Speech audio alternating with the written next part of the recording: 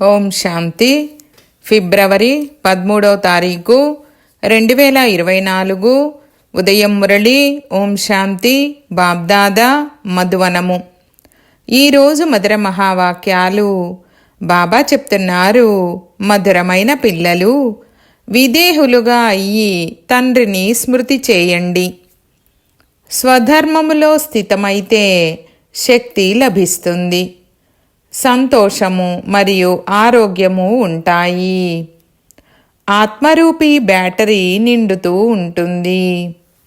ప్రశ్న: డ్రామాలో ఏ నిశ్చితాన్ని తెలుసుకున్న కారణంగా పిల్లలైన మీరు సదా అచలంగా ఉంటారు?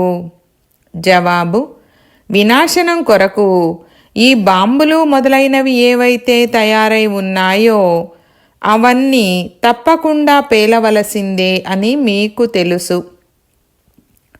వినాశనం జరిగినప్పుడే మన నూతన ప్రపంచము వస్తుంది. ఇది డ్రామాలో అనాదిగా నిశ్చితమై ఉంది. అందరూ మరణించవలసిందే. మేము ఈ పురాతన శరీరాలను వదిలి నూతన రాజ్యంలో జన్మ తీసుకుంటామని మీకు సంతోషం ఉంటుంది. మీరు నాటకాన్ని సాక్షిగా ఉండి చూస్తారు. ఇందులో చెలించవలసిన విషయమూ లేదు, ఏడవవలసిన అవసరమూ ఏదీ లేదు. ఓం శాంతి. తండ్రి కూర్చొని పిల్లలకు వివరిస్తున్నారు, ఏదైతే ఆది సనాతన దేవీ దేవతా ధర్మం ఉండేదో దానిని హిందూ ధర్మంలోకి ఎందుకు తీసుకొచ్చారు? అందుకు కారణాన్ని వెలికి తీయాలి. మొదట ఆది సనాతన దేవీ దేవతా ధర్మమే ఉండేది. వికారులుగా అయినప్పుడు స్వయాన్ని దేవతలమని చెప్పుకోలేరు. కనుక స్వయాన్ని ఆది సనాతన దేవీ దేవతా ధర్మానికి బదులు ఆది సనాతన హిందువులని చెప్పుకున్నారు. ఆది సనాతన అనే పదాన్ని కూడా ఉంచారు. కేవలం దేవతలు అనే పదాన్ని మార్చి హిందువులని ఉంచుకున్నారు. ఆ సమయంలో ఇస్లాం వారు భారతదేశంలో ప్రవేశించినప్పుడు బయట నుండి వచ్చిన ఆ ఇస్లాం వారు హిందూ ధర్మము అనే పేరును ఉంచేశారు. మొదట హిందుస్థాన్ అనే పేరు కూడా లేదు. అందువల్ల ఆది సనాతన హిందువులు దేవతా ధర్మము వారేనని భావించాలి. వారు ఎక్కువగా ధర్మాత్మలుగానే ఉంటారు. అందరూ సనాతనులు కారు. తర్వాత వచ్చిన వారిని ఆది సనాతనులు అని అనరు. హిందువులలో కూడా వెనుకగా వచ్చేవారుంటారు. ఆది సనాతన హిందువులకు మనది ఆది సనాతన దేవీ దేవతా ధర్మముగా ఉండేదని చెప్పాలి. మీరే సతోప్రధాన ఆది సనాతనులుగా ఉండేవారు. తర్వాత పునర్జన్మలను తీసుకుంటూ తమోప్రధానులుగా అయ్యారు. ఇప్పుడు మళ్ళీ స్మృతి యాత్ర ద్వారా సతోప్రధానంగా అవ్వండని వారికి చెప్పాలి.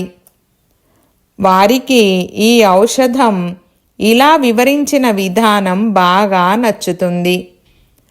బాబా సర్జన్ కదా, ఎవరికి ఈ ఔషధం మంచిగా అనిపిస్తుందో వారికే ఇవ్వాలి.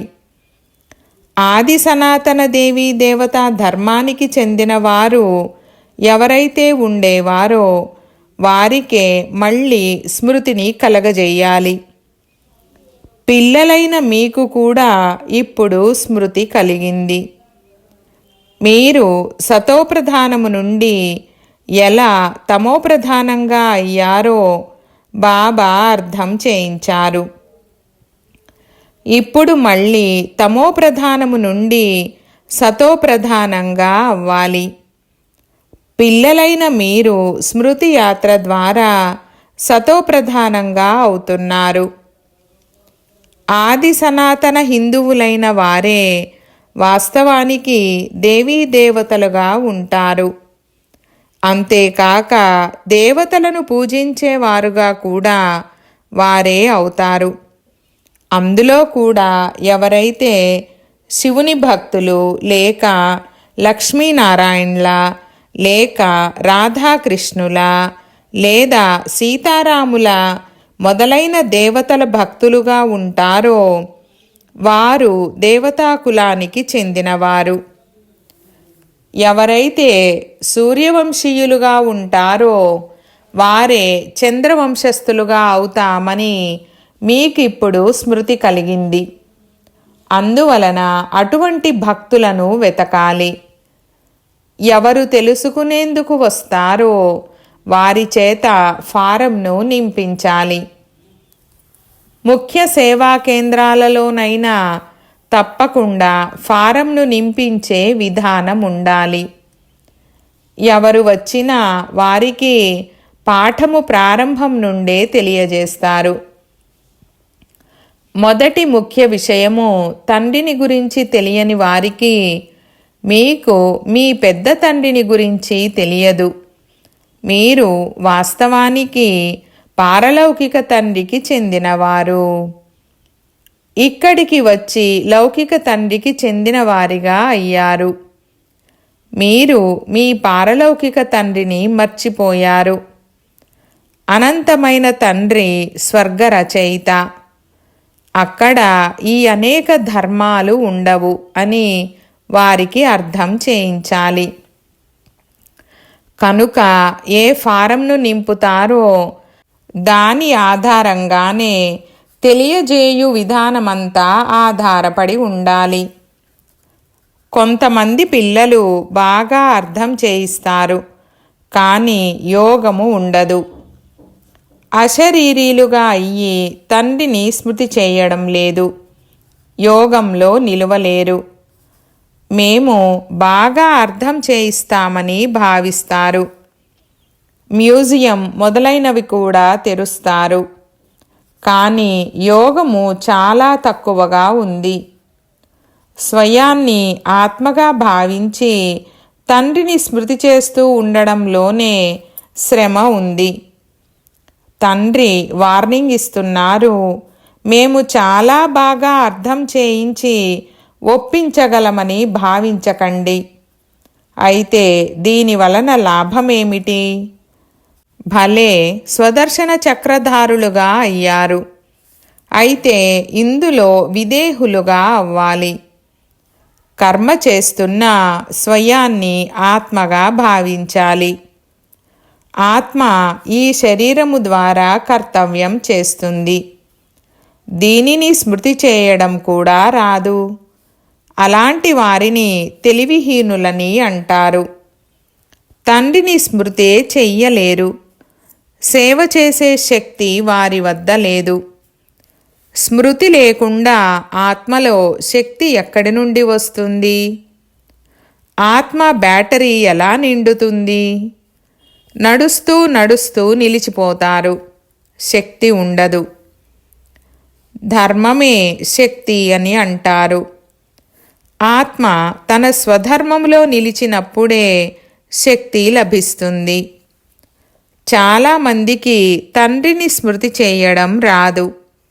ముఖము చూస్తూనే తెలిసిపోతుంది. మిగిలిన విషయాలన్నీ గుర్తొస్తాయి, కానీ బాబా స్మృతి నిలవనే నిలవదు. యోగము ద్వారానే బలము లభిస్తుంది. స్మృతి ద్వారానే చాలా ఆనందం మరియు ఆరోగ్యము కలుగుతాయి. మళ్ళీ మరో జన్మలో కూడా అలాంటి తేజోవంతమైన శరీరమే లభిస్తుంది. ఆత్మ పవిత్రంగా ఉన్నట్లయితే శరీరము కూడా పవిత్రమైనదే లభిస్తుంది. 24 క్యారెట్ల బంగారం అయితే నగ కూడా 24 క్యారెట్లదే ఉంటుందని అంటారు. కానీ ఈ సమయంలో అందరూ 9 క్యారెట్లుగా అయిపోయారు. సతో ప్రధానులను 24 క్యారెట్లని అంటారు. సతో సామాన్యాన్ని త్రేతాయుగము 22 క్యారెట్లని అంటారు. ఇవన్నీ బాగా అర్థం చేసుకోవాల్సిన విషయాలు. తండ్రి అర్థం చేయిస్తున్నారు. మొదట కొత్తగా వచ్చిన వారితో ఫారాన్ని నింపించాలి. అప్పుడే వారు ఎక్కడి వరకు జవాబు చెప్పగలరో, ఎంతవరకు ధారణ చెయ్యగలరో తెలుస్తుంది. తర్వాత తలంపు యాత్రలో ఉంటున్నారా అనే ప్రశ్న కూడా వస్తుంది. తమోప్రధానము నుండి సతోప్రధానంగా స్మృతి యాత్ర ద్వారానే అవుతారు. అవన్నీ భక్తి మార్గపు శారీరక యాత్రలు. ఇది ఆత్మిక యాత్ర. ఇందులో ఆత్మ యాత్ర చేస్తుంది. శారీరక తీర్థయాత్రలో ఆత్మ మరియు శరీరము రెండు యాత్ర చేస్తాయి. పతిత పావనుడైన తండ్రిని స్మృతి చేయడం ద్వారానే ఆత్మలో తీక్షణత, శక్తి వస్తుంది. ఏ జిజ్ఞాసువుకైనా ప్రభావము మొదలైనవి చూపవలసి ఉన్నప్పుడు బాబా ప్రవేశత కూడా జరుగుతుంది. మాతాపితలు ఇద్దరూ సహాయం చేస్తారు. కొన్ని చోట్ల జ్ఞానము, కొన్ని చోట్ల యోగంలో సహయోగము లభిస్తుంది. తండ్రి అయితే సదా విదేహి, శరీర భావమే ఉండదు. కనుక ఇరువురు తండ్రులు శక్తిని సహాయంగా ఇవ్వగలరు. యోగము లేనట్లయితే శక్తి ఎక్కడి నుండి లభిస్తుంది? ఇతను యోగియా లేక జ్ఞానియా అనేది అర్థం చేయించబడుతుంది. యోగము కొరకు రోజు కొత్త విషయాలు కూడా అర్థం చేయిస్తారు. ఇంతకు ముందు ఇలా అర్థం చేయించేవారు కాదు. స్వయాన్ని ఆత్మగా భావించి తండ్రిని స్మృతి చేయండి అని మాత్రము చెప్పేవారు. ఇప్పుడు బాబా తీక్షణంగా లేవనెత్తుతారు, శక్తిని నింపుతారు.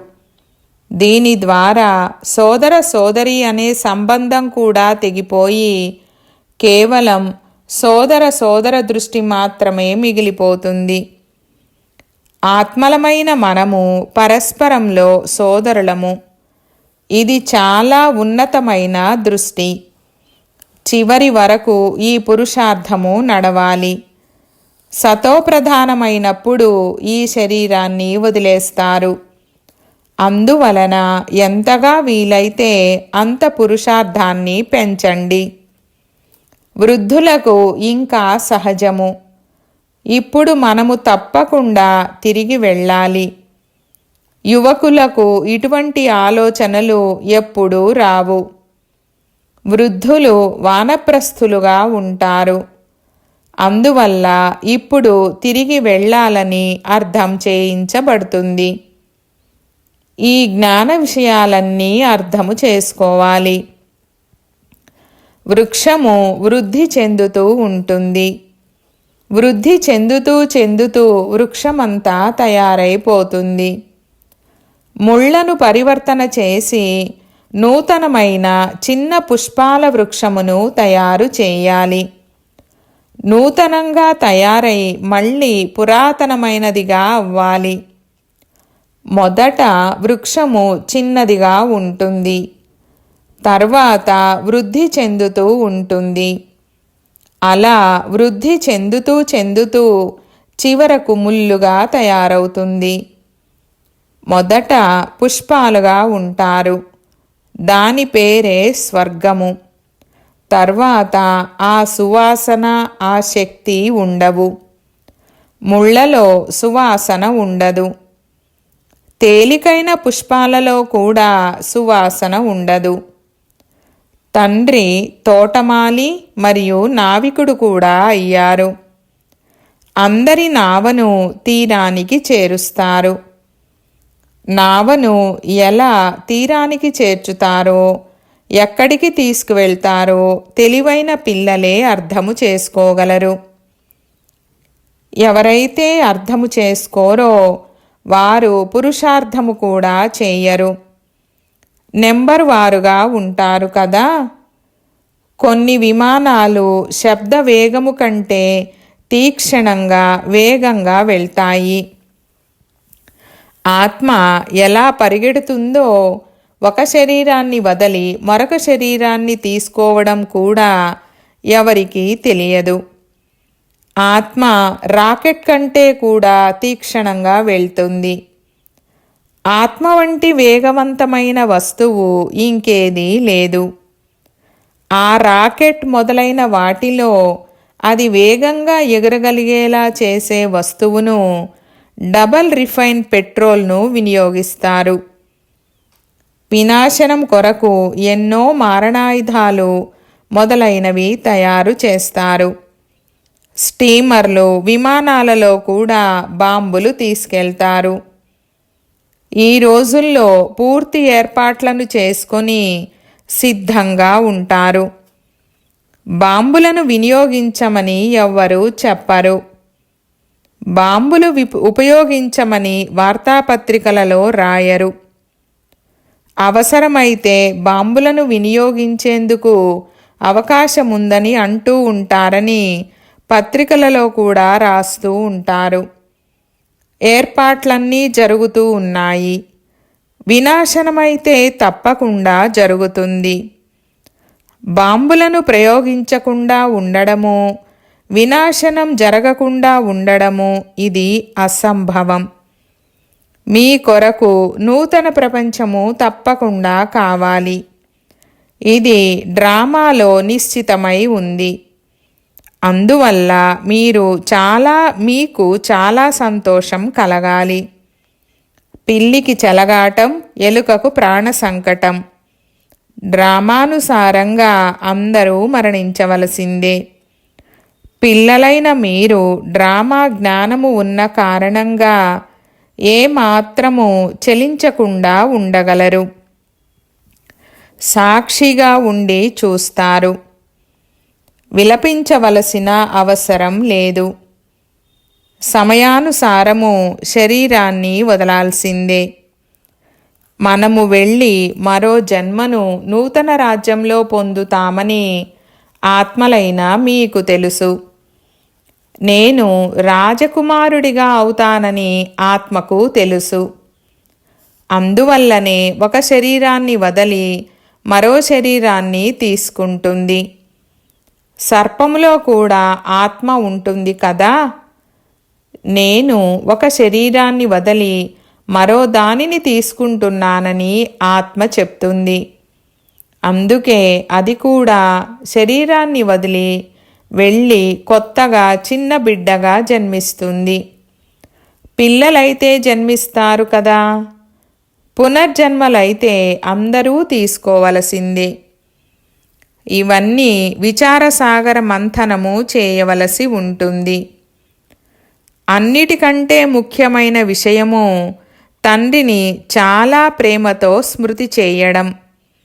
ఉదాహరణకు పిల్లలు వారి తల్లిదండ్రులకు ఒక్కసారిగా అతుక్కుపోతారో అదేవిధంగా చాలా ప్రేమతో బుద్ధియోగము ద్వారా తండ్రిని పూర్తిగా అతుక్కుపోవాలి. మేమెంతవరకు ధారణ చేస్తున్నామని స్వయాన్ని చూసుకోవాలి. భక్తులు జ్ఞానము తీసుకోనంత వరకు దేవతలుగా అవ్వలేరు. ఇది కేవలం లక్ష్మిని వరించే విషయం కాదు. ఇది అర్థం చేసుకోవాల్సిన విషయం. మేము సతోప్రధానంగా ఉన్నప్పుడు విశ్వముపై రాజ్యపాలన చేసేవారమని పిల్లలైన మీరు అర్థం చేసుకున్నారు. ఇప్పుడు మళ్ళీ సతోప్రధానంగా అయ్యేందుకు తండ్రిని స్మృతి చెయ్యాలి.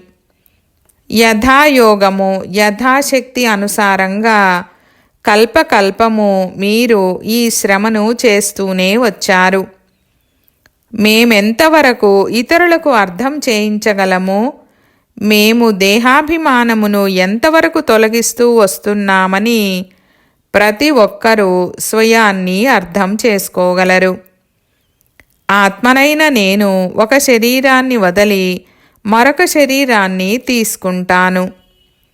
ఆత్మనైన నేను దీనిని వినియోగిస్తాను. ఇవి నా అవయవాలు.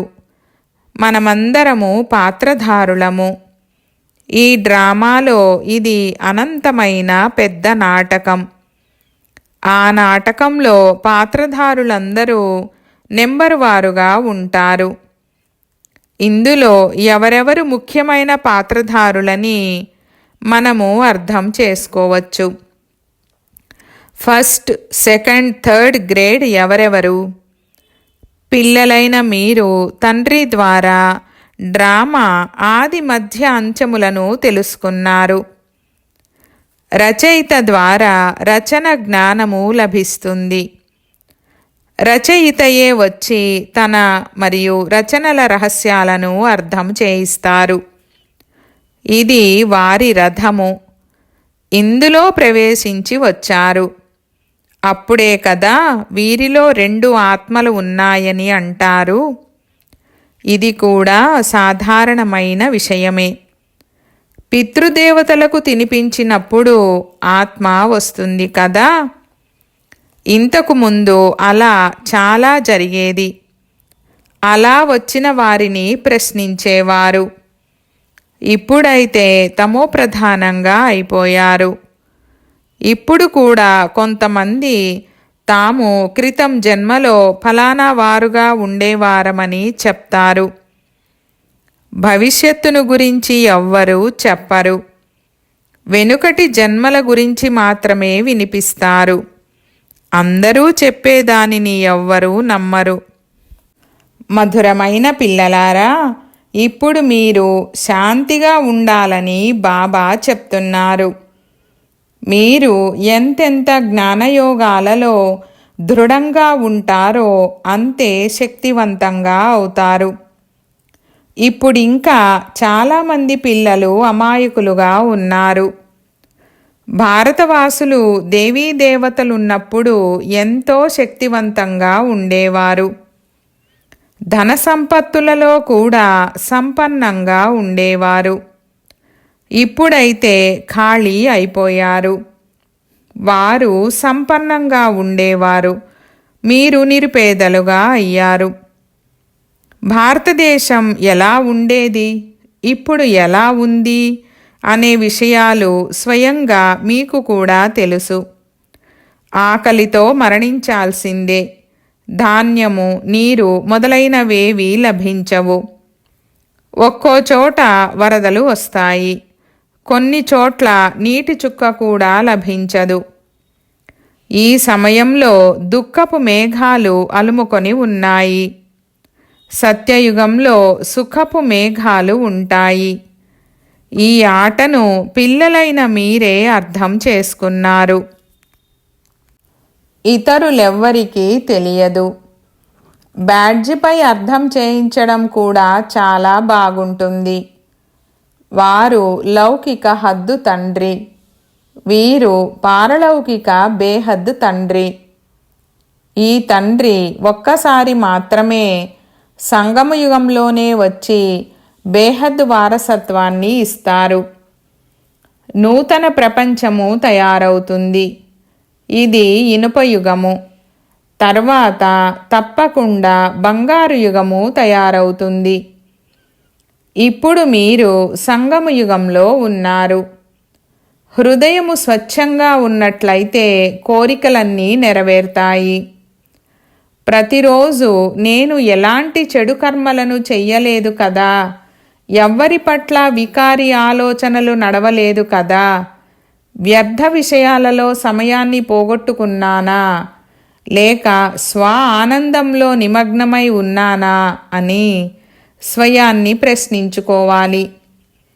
నన్నొక్కరినే స్మృతి చేయండి అనేది తండ్రి ఆజ్ఞ. స్మృతి చేయకపోతే ఆజ్ఞానువర్తులు కారు. అచ్చా, मीठे मीठे सिकीलधे बच्चों प्रति मात पिता बाप दादा का याद प्यार और गुड मॉर्निंग. रूहानी बाप की रूहानी बच्चों को नमस्ते. हम रूहानी बच्चों की रूहानी बाप दादा को याद प्यार, गुड मॉर्निंग और नमस्ते नमस्ते बाबा नमस्ते. ధారణ కొరకు ముఖ్య సారము. 1వ పాయింట్, జ్ఞాన యోగాల మస్తీలో ఉండాలి. హృదయాన్ని స్వచ్ఛంగా ఉంచుకోవాలి. వ్యర్థ చింతనలో మీ సమయాన్ని పోగొట్టుకోరాదు. 2వ పాయింట్, ఆత్మలమైన మనము పరస్పరము సోదరులము. ఇప్పుడు తిరిగి ఇంటికి వెళ్ళాలి. ఈ అభ్యాసాన్ని పక్కాగా చెయ్యాలి. విదేహులై స్వధర్మములో స్థితమై తండ్రిని స్మృతి చెయ్యాలి. వరదానము: స్వస్వరూపము మరియు తండ్రి యొక్క స్వరూపాన్ని గుర్తించి సత్యత యొక్క శక్తిని ధారణ చేసే దివ్యతా సంపన్న భవ. వివరణ: ఏ పిల్లలైతే తమ స్వస్వరూపాన్ని లేక తండ్రి యొక్క సత్యమైన పరిచయాన్ని యథార్థంగా తెలుసుకుంటారో మరియు అదే స్వరూపం యొక్క స్మృతిలో ఉంటారో వారిలో సత్యతా శక్తి వచ్చేస్తుంది. వారి ప్రతి సంకల్పము సదా సత్యత లేక దివ్యతా సంపన్నంగా ఉంటుంది.